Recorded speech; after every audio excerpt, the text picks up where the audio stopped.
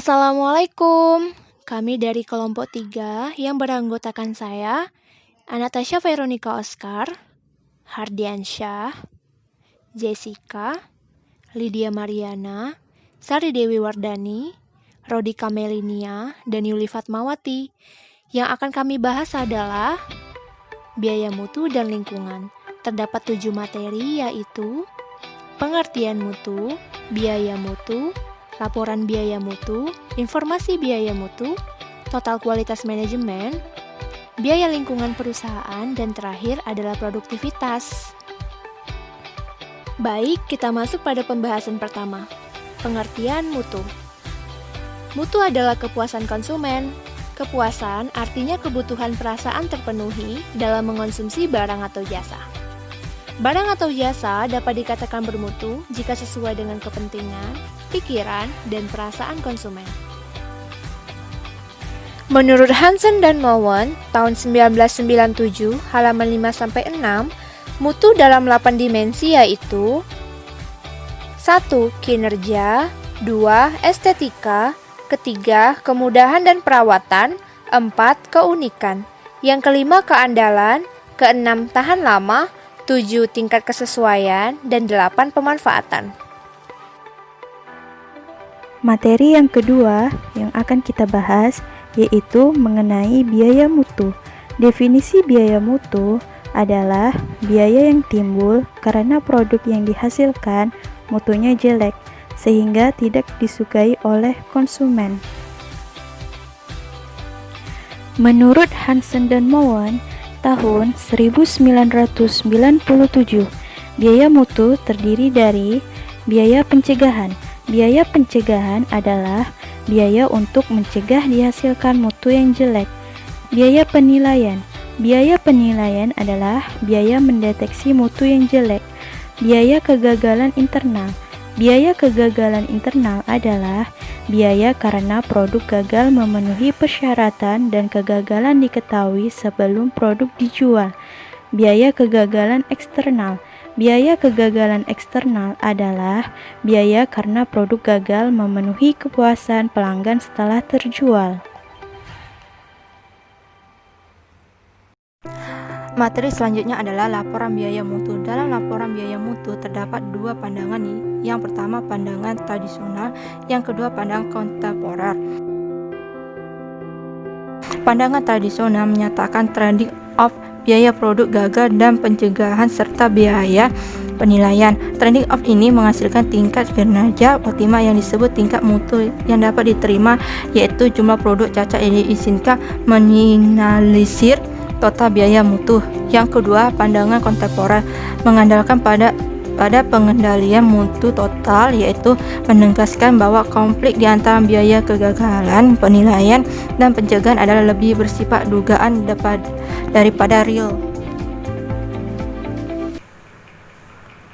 Materi selanjutnya ialah informasi biaya mutu.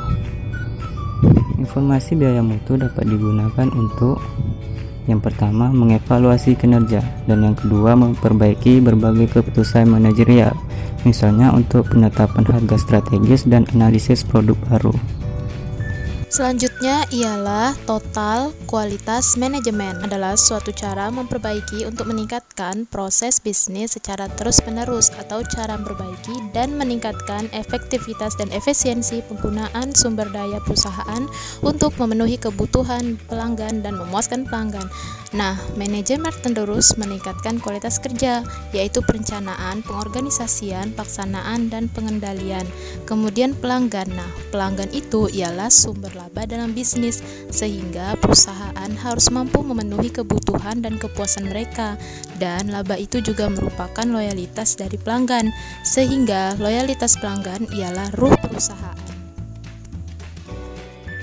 Kemudian ada hakikat kualitas manajemen. Hakikat kualitas manajemen adalah tindakan untuk mencapai tujuan memenuhi kebutuhan dan memuaskan pelanggan melalui kerja semua orang dalam bisnis.